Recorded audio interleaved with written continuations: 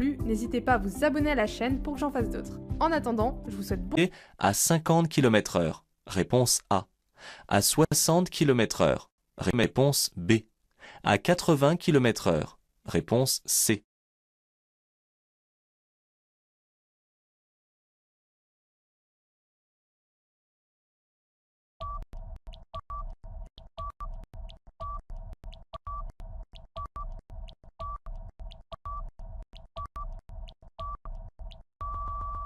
Je ne me laisse pas leurrer par le losange. Il n'indique en rien une quelconque limitation de vitesse. Aussi, je ne me laisse pas tenter par une limitation à 70 km/h. J'entre dans une agglomération où la vitesse est limitée à 50 km/h. Pour pouvoir circuler à 70 km/h sur un tronçon après l'entrée d'agglomération, il faudrait la présence du panneau adéquat.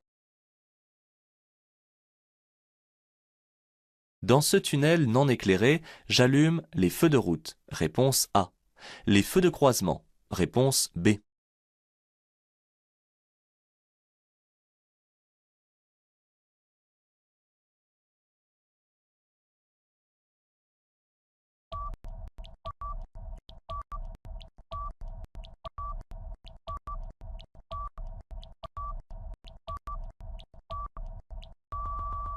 Révisez bien l'utilisation des feux.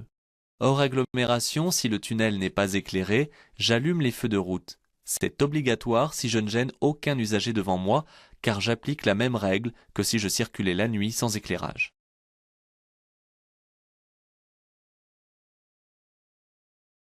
Ce piéton coupe l'intersection pour traverser. Je suis obligé de m'arrêter. Oui, réponse A. Non, réponse B.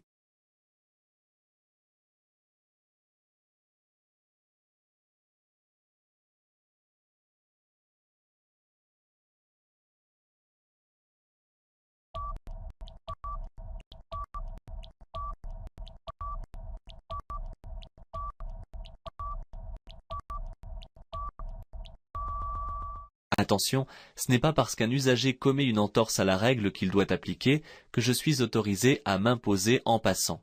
Je suis obligé de céder le passage aux piétons engagés dans la traversée de la chaussée. Je risquerai une forte amende, une suspension de mon permis de conduire, ainsi qu'une perte de 4 points sur ce dernier. Je m'arrête.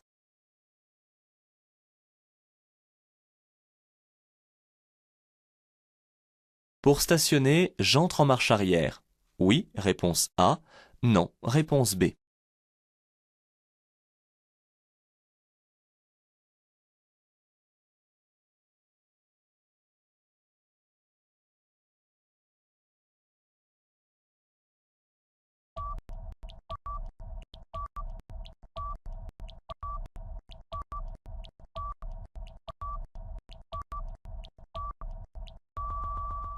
Ne vous laissez pas contaminer par les contre-exemples. Ici, les usagers sont garés de deux manières différentes, faisant planer le doute sur la conduite à tenir. Les usagers qui sont entrés en marche avant venaient d'en face pour stationner en épi sur ce parking. S'agissant d'un parking, ce n'est pas interdit. En ce qui me concerne, je ne peux pas faire autrement que de me ranger en marche arrière. Un usager peut arriver sur la voie d'insertion. Oui, réponse A. Non, réponse B.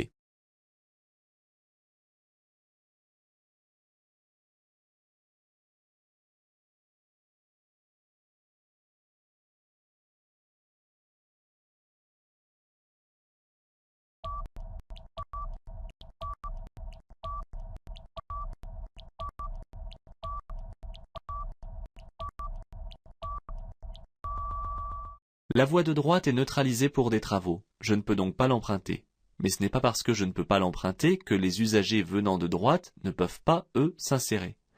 Plus loin, à la fin de la voie d'insertion, un espace sera aménagé pour les usagers venant de la voie d'insertion et qui entrent sur l'axe autoroutier.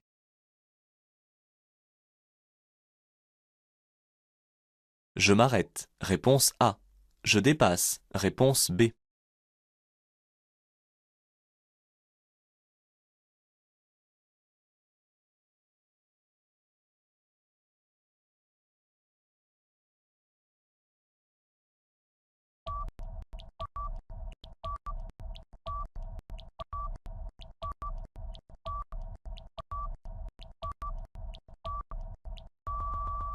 Connaissez-vous la couleur et la fonction des feux arrière d'un véhicule? Alors pour toute question concernant une manœuvre, commencez par les regarder. Les feux blancs m'indiquent que le conducteur de la camionnette est en train de reculer. Ce sont les feux de recul. En dépassant cette camionnette, je me trouverai un moment dans son angle mort, ce qui peut être dangereux. Comme personne ne me suit, je peux tranquillement m'arrêter et laisser finir de manœuvrer le conducteur devant moi.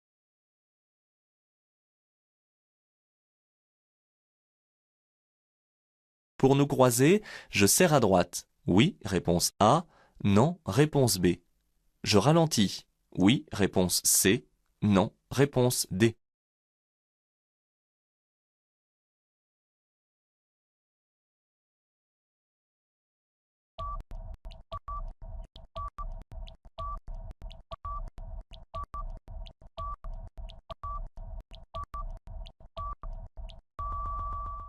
La route, bien que peu large, permet un croisement facile. Il faudra cependant toujours jouer la prudence lorsqu'on se croise, et de ce fait répondre qu'il est nécessaire de ralentir.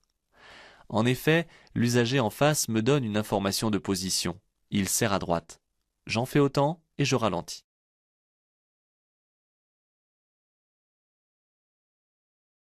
La carte grise doit être changée à chaque changement d'adresse. Oui, réponse A.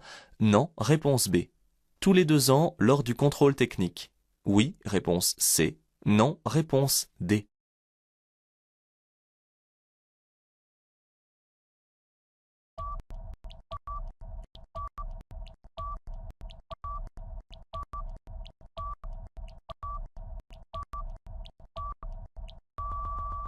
Ce n'est pas parce que lors du contrôle technique on appose un cachet sur la carte grise que celle-ci est changée. Ne vous trompez pas. En cas de changement de domicile et dans le mois qui suit, je dois adresser au préfet du département de mon nouveau domicile une demande de renouvellement. Si je n'effectue pas cette déclaration ou si je ne le fais pas dans les délais prévus, je risque une forte amende. En revanche, si je ne déménage pas, la carte grise de mon véhicule restera la même jusqu'au changement de propriétaire.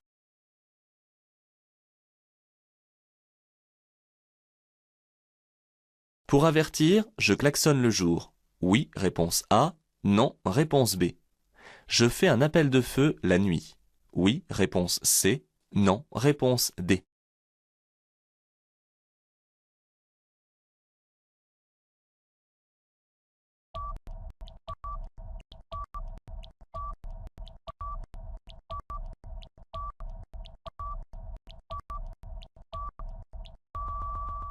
Le texte sur le panneau laisse le choix sur l'avertissement.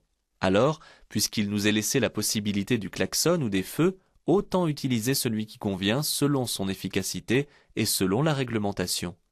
L'usage du klaxon est interdit la nuit. Je l'utilise donc le jour. Les appels de feu ne sont pas vus le jour, je les utilise donc la nuit.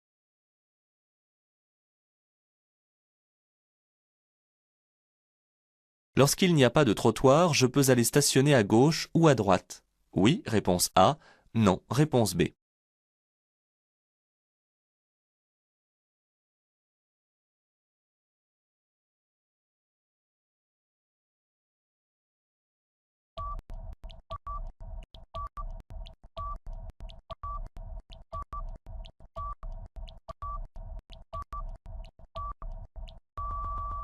Pourquoi compliquer ce qui est une règle simple?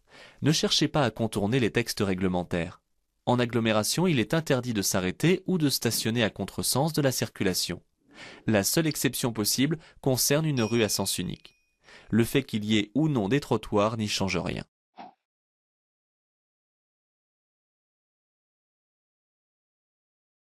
Je peux dépasser de 20 km/h la vitesse limite dans le cas d'un dépassement. Oui, réponse A. Non, réponse B.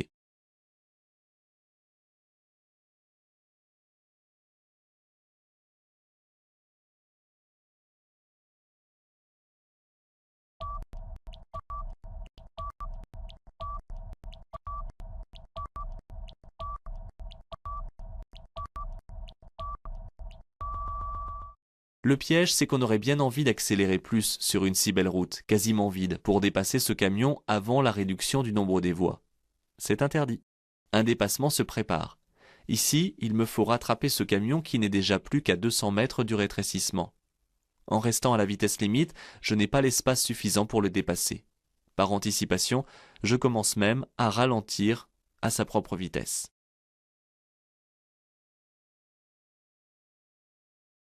Ce véhicule est à l'arrêt. Réponse A. En stationnement. Réponse B.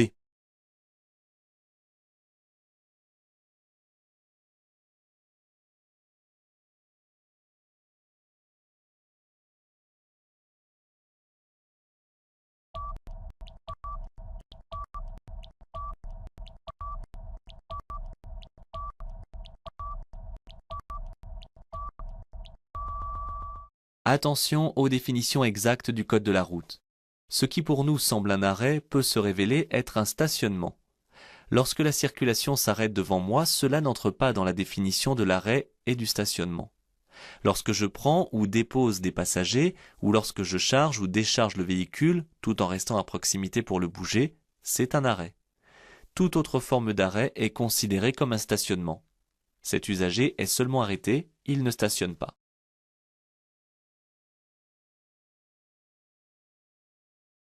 Ce véhicule circule normalement. J'augmente la distance frontale à plus de 2 secondes. Oui, réponse A. Non, réponse B. J'allume les feux de détresse. Oui, réponse C. Non, réponse D.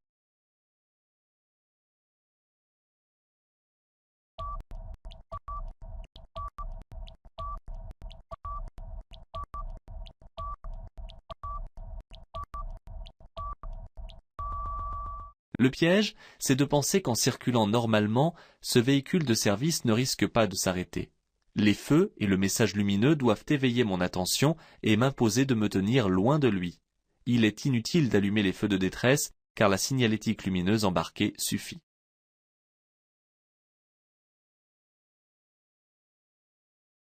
Pour passer ce ralentisseur, je passe au maximum à 30 km/h. Oui, réponse A. Non, réponse B.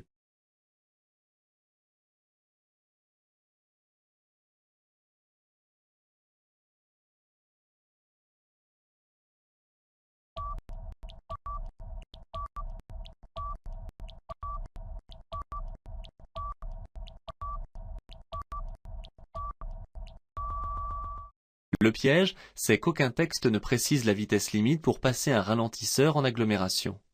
On serait donc tenté de répondre non à cette question. Mais il est un fait que 50 km/h est une vitesse trop élevée puisqu'on place cet aménagement afin de ralentir plus encore. 30 km/h est la vitesse raisonnable maximale. Bien souvent, le panneau 30 km/h est associé au panneau de danger. Attention, dans une résidence, la vitesse peut être abaissée par panneau à 10 km/h.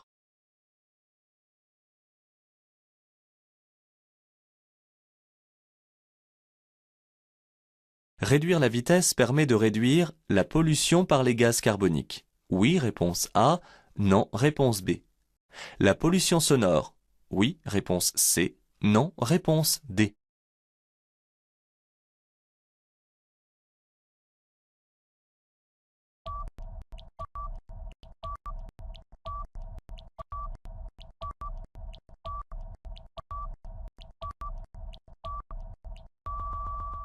Attention, il n'existe pas que la pollution due au gaz d'échappement. N'oubliez donc pas de répondre aux autres propositions. En diminuant la vitesse, j'économise du carburant, mais pas que cela. Je diminue en effet la production de gaz carbonique, mais aussi le bruit, raison pour laquelle, à proximité d'habitations, on trouve de plus en plus des murs anti-bruit, comme ici, associés à une limitation de vitesse. J'économise aussi mon moteur et les pneus. En fait, le véhicule est le conducteur. Si aucun usager ne se présente à droite, je passe rapidement. Réponse A. Je ralentis. Réponse B.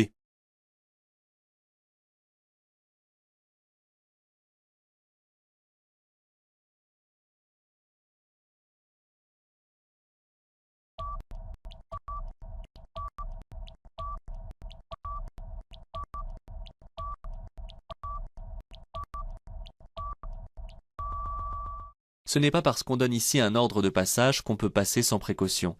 Il faudra toujours ralentir car le panneau est triangulaire et signifie avant tout un danger. Si personne ne se présente à droite, je vérifie que ceux qui viennent à ma gauche me cèdent le passage. Cela évite les mauvaises surprises.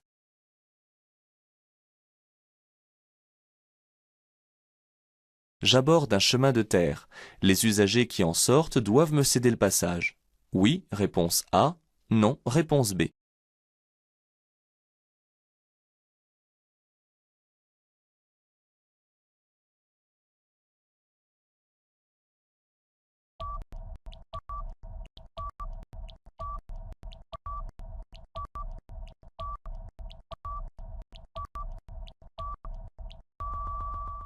Attention aux mots priorité.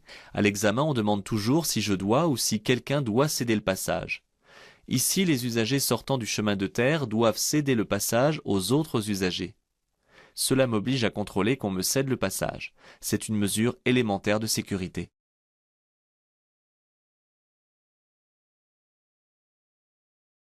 Le transport routier est le premier responsable des émissions de gaz à effet de serre. Oui, réponse A. Non, réponse B.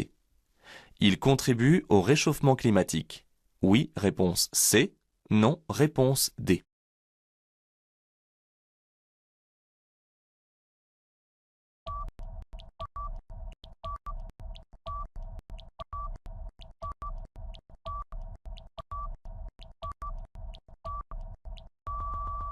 Eh oui, c'est pourtant vrai. Le transport routier est le premier responsable des émissions de gaz à effet de serre et il contribue au réchauffement climatique. Je peux contribuer à la baisse de pollution en réduisant ma consommation de carburant. L'éco-conduite est un mode de conduite plus souple, plus calme et sans à-coups qui a aussi pour effet de diminuer les risques d'accident.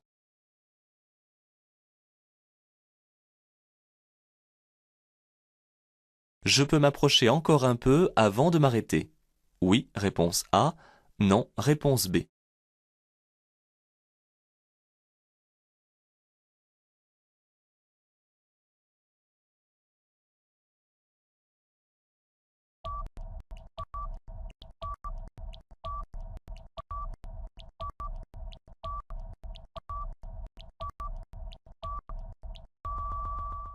Apprécier une distance pour suivre un autre usager ou pour s'arrêter n'est pas facile. Pour l'arrêt, c'est relativement simple. Je dois pouvoir manœuvrer pour dégager si cet usager n'arrive pas à démarrer lorsque le feu passera au vert. En côte, cela permet de ne pas stresser l'usager qui craindrait de reculer un peu au démarrage. Je vais donc faire en sorte de ne pas trop approcher. Voir les roues arrière est un bon repère. Ici, il reste encore un peu d'espace. Un léger brouillard flotte au lever du soleil. J'allume les feux de croisement. Oui, réponse A. Non, réponse B. J'actionne les essuie-glaces par intermittence. Oui, réponse C. Non, réponse D.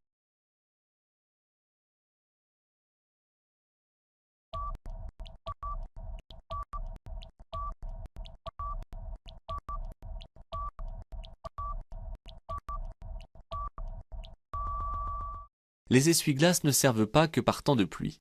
N'oubliez pas de répondre qu'on les utilise aussi lorsqu'il y a du brouillard. En effet, le brouillard, c'est de la vapeur d'eau en fines gouttelettes qui se dépose sur les vitres et crée un flou, comme ici. Un balayage intermittent s'impose. La visibilité étant médiocre, j'allume au moins les feux de croisement. Les feux de brouillard avant et arrière sont ici conseillés.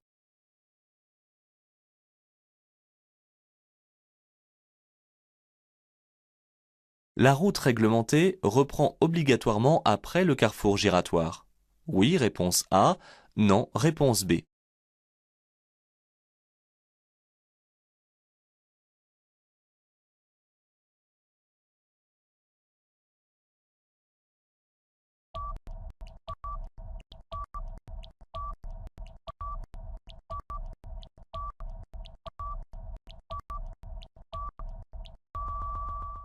N'inventez pas ce qui n'existe peut-être pas. Comment voulez-vous savoir d'ici si cette route retrouvera un statut de route réglementée après le rond-point? Dans ce cas, la réponse est non. Ne vous laissez pas contaminer par la couleur de l'itinéraire vert reliant les grandes villes, visible sur le panneau de direction. Il ne signifie en rien qu'il s'agit d'une route réglementée. Je serai informé seulement après le carrefour giratoire.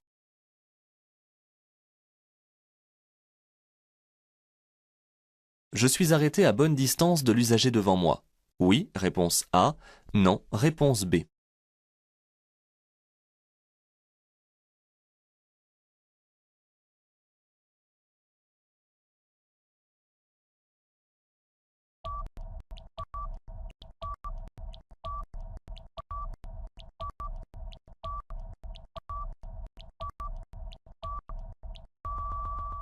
Il n'y a pas de règle pour la distance de sécurité à l'arrêt.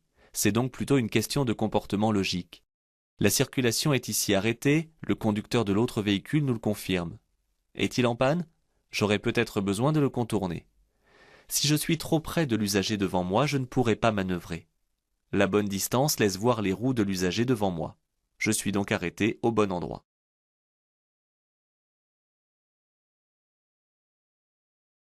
Un train est toujours prioritaire. Oui, réponse A. Non, réponse B.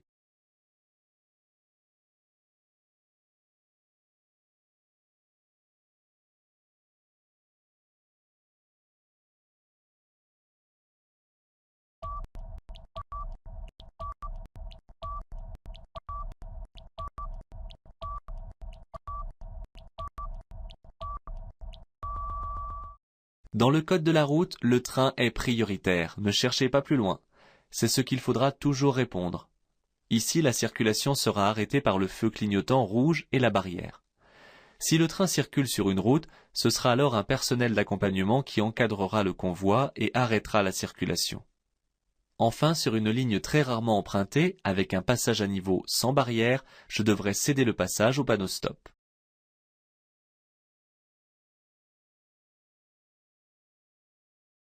Après un dépassement, je dois attendre la fin de cette ligne à trait rapproché avant de revenir à droite. Oui, réponse A. Non, réponse B.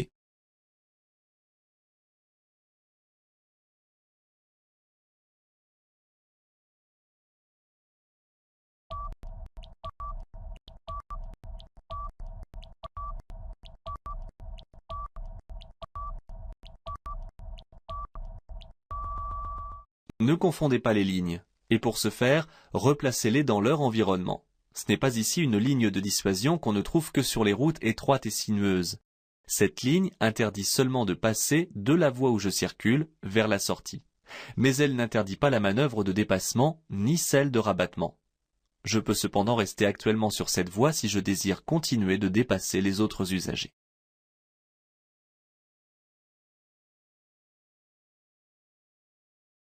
Pour me rendre à Castres, je change de voie maintenant. Réponse A.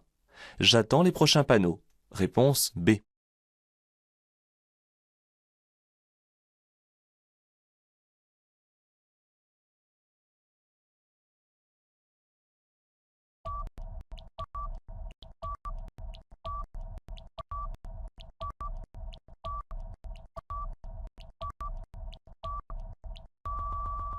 Regardez bien les panneaux et surtout l'indication de distance. Je trouverai les mêmes panneaux à 300 mètres mais sans l'indication de distance. Je dispose donc de 300 mètres pour changer de voie. Il ne faut pas attendre car cette distance ne sert que si la circulation est très chargée. Au niveau des derniers panneaux, c'est trop tard. Je change donc maintenant de voie.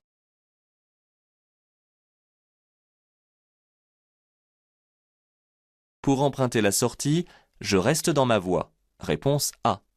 Je change de voie maintenant. Réponse B.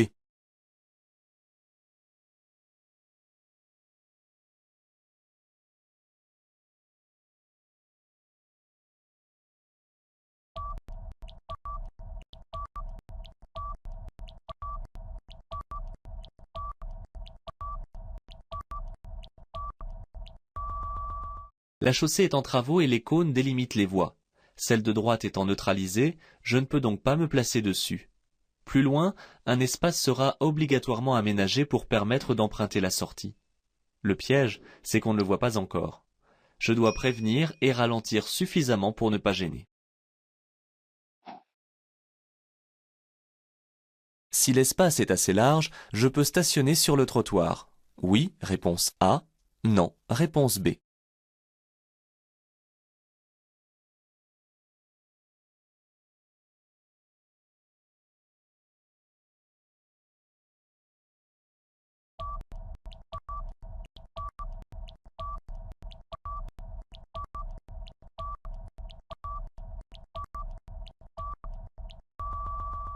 Ne tombez pas dans le piège d'une telle peau de banane. La question tend à faire répondre oui, puisque le trottoir est assez large et qu'un véhicule est déjà présent. Sauf si des emplacements sont délimités pour aller stationner, il est interdit de monter sur un trottoir. Ne cherchez pas plus loin. Ce véhicule risque fort de partir à la fourrière. Pour assurer la fluidité du trafic, je peux stationner à cheval sur le trottoir. Oui, réponse A. Non, réponse B.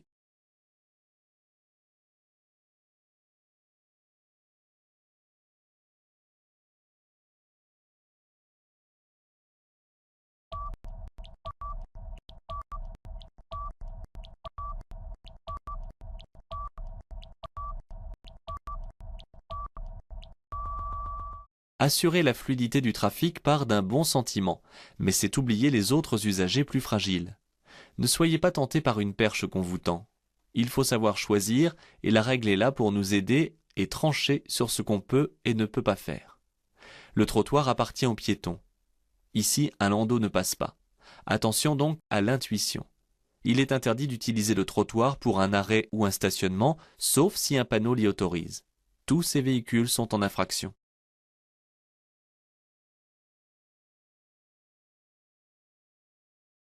Le panneau triangulaire de carrefour giratoire est toujours suivi d'une obligation de céder le passage. Oui, réponse A. Non, réponse B.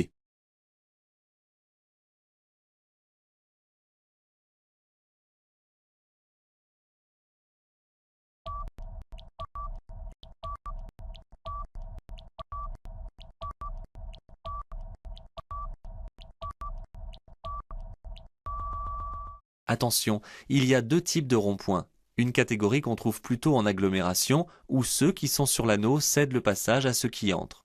Dans ce cas, il n'y a aucune signalisation au sol ou par panneau. L'autre catégorie, plus courante, est obligatoirement dotée du panneau triangulaire. Ce panneau oblige à céder le passage en entrant sur l'anneau. Parfois, en agglomération, il n'y a que le marquage au sol au niveau de l'anneau.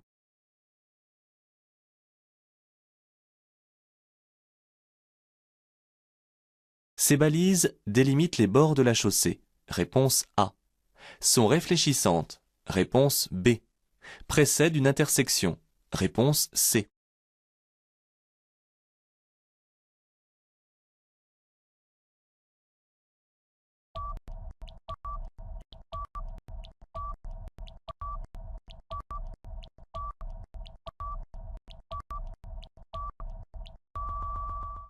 Ne vous laissez pas guider par une impression première. Effectivement, ces balises précèdent ici une intersection, mais elles ne servent pas à cela. Ces balises sont des délinéateurs. Elles délimitent l'accotement de la chaussée. Elles sont réfléchissantes et permettent de mieux détecter les bords de la chaussée la nuit ou par temps de brouillard.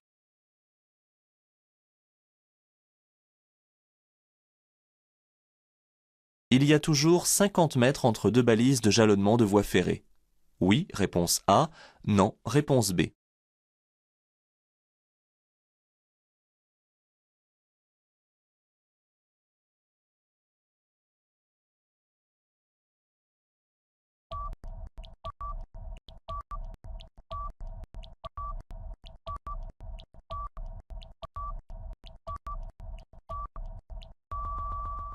Attention à la définition exacte de ces balises de jalonnement. Il y en a 3 et elles sont réparties par tiers entre le panneau et les barrières. Cela signifie par exemple qu'ici, il y a une balise tous les 50 mètres. Mais cela signifie aussi qu'en agglomération, elles ne sont distantes que d'environ 15 mètres.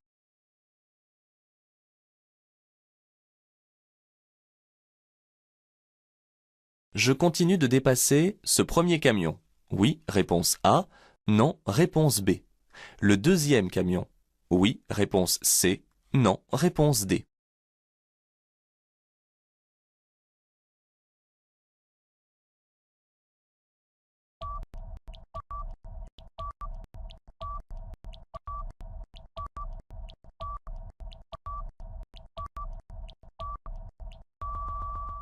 Apprécier les distances pour dépasser est difficile, mais il existe des indices à relever. La signalisation annonce la réduction du nombre de voies à 400 mètres. Ces 400 mètres sont suffisants pour ce premier dépassement. Mais le temps de rejoindre l'autre camion, qui n'est plus qu'à 200 mètres de la réduction, au niveau de la répétition du panneau de réduction, j'arriverai à la première flèche de rabattement à droite. Je ne peux dépasser que le premier camion. Je peux changer de voie aux premières flèches. Oui, réponse A. non, réponse B. Aux dernières flèches, oui, réponse C, non, réponse D.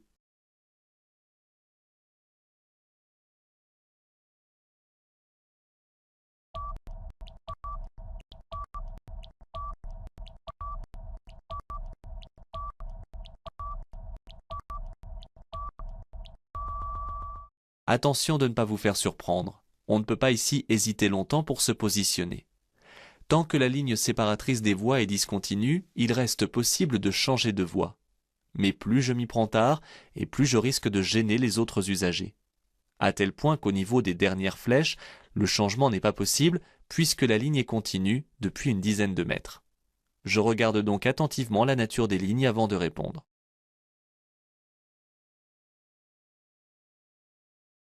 Je peux dépasser.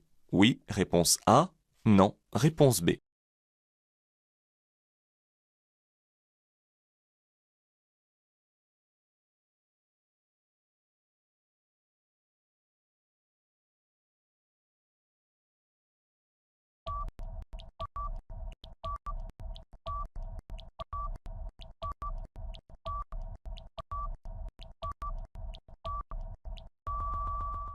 Regardez bien avant de répondre.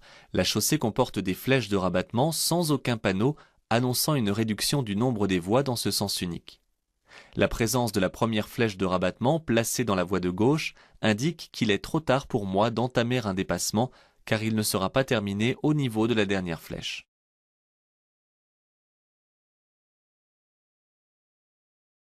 Je m'apprête à utiliser le tunnel éclairé. Je vérifie la hauteur limite. Oui, réponse A. Non, réponse B. J'allume au moins les feux de position.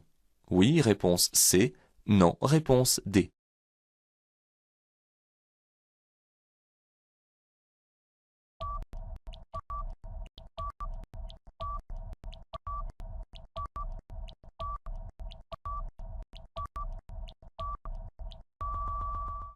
Un mini-tunnel reste un tunnel. Avant de m'y engager, je vérifie d'abord plusieurs points importants. La hauteur peut me concerner si je conduis une camionnette ou une autocaravane ou si ma galerie de toit est chargée. J'augmente systématiquement la distance de sécurité. Enfin, j'allume au moins les feux de position car je circule en agglomération et ce tunnel est éclairé. Ce panneau sert pour les deux intersections visibles. Oui, réponse A. Non, réponse B.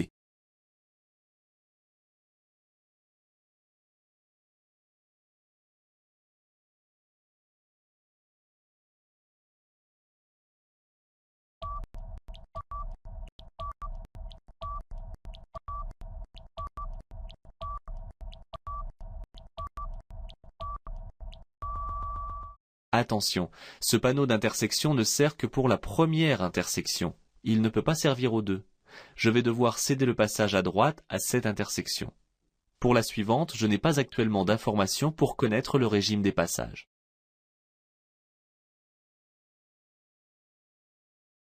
Une voie sans issue est interdite de circulation, sauf à celle des riverains. Oui, réponse A. Non, réponse B.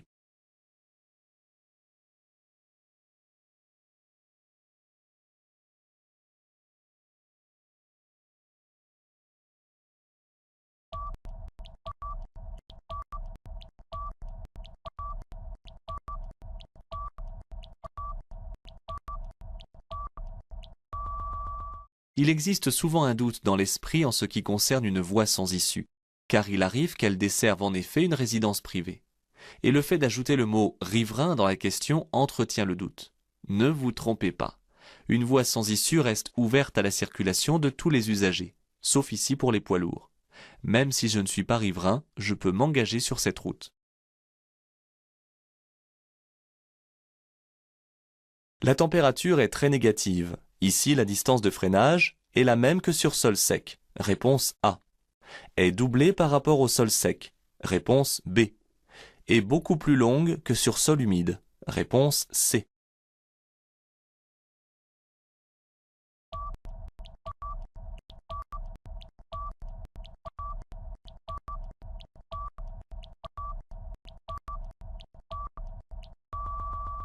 Attention à la précision apportée dans la question. Elle est à mettre en relation avec la condition hivernale visible. Si l'on précise que la température est très négative, c'est pour insister sur le fait que ce qui brille au sol n'est pas de l'eau mais peut-être de la glace. La précision est importante, car après salage, la neige fond en eau, et l'on pourrait ici confondre. Ici, la distance de freinage est à multiplier par 10 si je ne suis pas équipé de pneus thermogomme. Les pneus spéciaux réduisent un peu cette distance.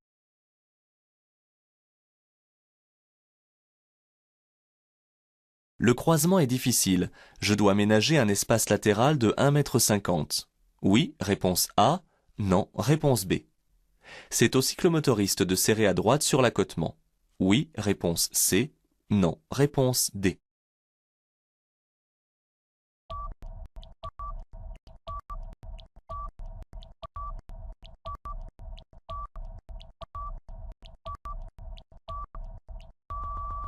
Ne croyez pas que c'est au plus petit de s'effacer devant le plus gros. Nous devons tous deux ralentir et serrer à notre droite, quitte à nous arrêter. Dans ce cas, c'est à moi de croiser en laissant 1,50 m. Et si c'est impossible, c'est alors à moi de passer au pas ou de m'arrêter. Sur ce parking public, je me gare en marche arrière. Oui, réponse A. Non, réponse B. Le stationnement devient abusif seulement à partir d'1 mois sans bouger. Oui, réponse C. Non, réponse D.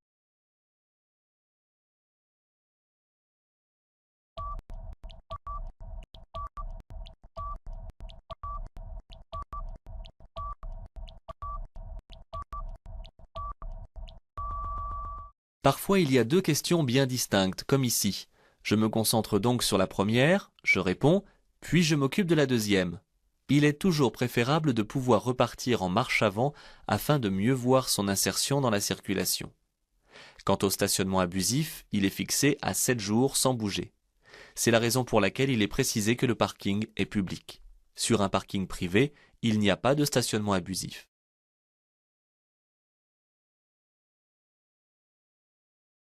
Hack pour vous aider à obtenir le code de la route rapidement. Pour en savoir plus, rendez-vous dans la description. Si la vidéo vous a plu, n'hésitez pas à vous abonner à la chaîne